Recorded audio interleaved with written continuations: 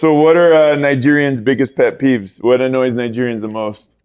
I think no. To be honest, it's respect. Like, for example, like if an auntie comes into a room, let's say you come to my house one time, right? Good one. And you see an auntie sitting on a couch, you better say hi. Yeah, you have to greet them in a very respectful way, because that's something that I think we all grew up on. Like manners is a very important thing in our culture. None of this North American shit. Like, none of that bullshit. No.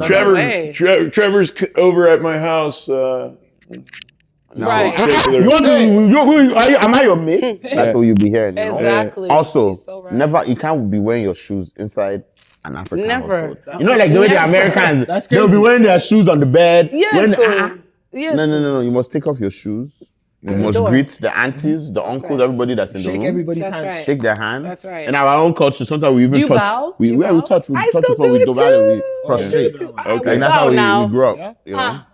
But it's a form of respect. Same thing. Oh yeah, even though I'm 50-50, like my dad's Ghanaian, my mom's Nigerian. What I can attest to what Femi's saying. Respect is huge in our households. There's just certain traditions that will never go thrown out the window. Like this is like for us for generations to come. You know what I mean? And it will be embedded in our children too. Despite us being born here, 100. This is something that will carry with us forever. You don't think the culture might change? In some respects, but not with what he just said. These are like the basics, the shoes, the and you know, we came in the room today. We had to greet the whole crew, right, crew? Sure. Hey, shout out to the gang in the back. You know what I'm talking about? So like, that's just a regular thing for us. Yeah. What about what annoys Ghanaians the most?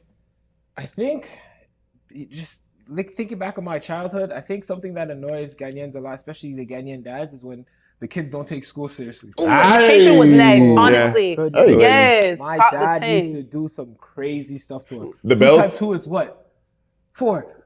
2 times 3 is what? 6. Sit down right here. Put your hand in here. Yes. Do your work. He's right.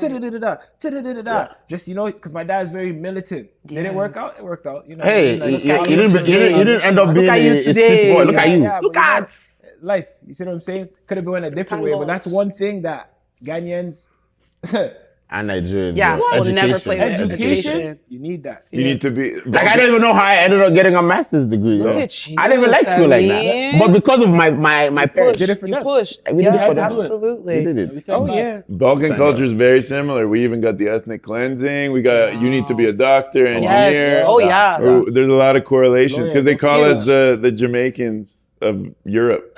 That's interesting. But it's also relatable to Africa in terms of the culture. You gotta say hi. If you don't say hi, if you turn down a meal and you're a guest at somebody's house, that's another one too. It's like really rude. But I'm not gonna let some Nigerians do. There's some aunties. My mom said, I don't want you to eat from this. Yeah, because they're scared. Because we don't know what they put. I don't know, some of them, you don't know what they're putting inside their food though. Like a neighbor's house, like beef tank. You know, sometimes, you know, I already ate. I'm good. Certain families. They're not ready for that. You don't know they're juju. What kind of? Are you talking about bloodhounds? When you're successful like this man, you can't just be eating from any place anyhow. Yeah. They will charm you. Yeah. You will just realize you will leave your girlfriend. That will never be a You will just start spending money on this girl. You don't understand. It's because that jollof you ate, something they inside. Put something inside.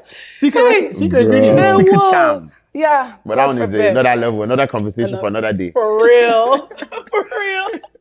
Yeah, man. I was talking to my boy Bashir. He's from Niger. He's like, always like, yo, this and that. And we were talking about where to go in Africa because he's like, Marrakech number one. Like, you have to go to Marrakesh. I'm like, I'm like, why? He's like, all the beaches are there.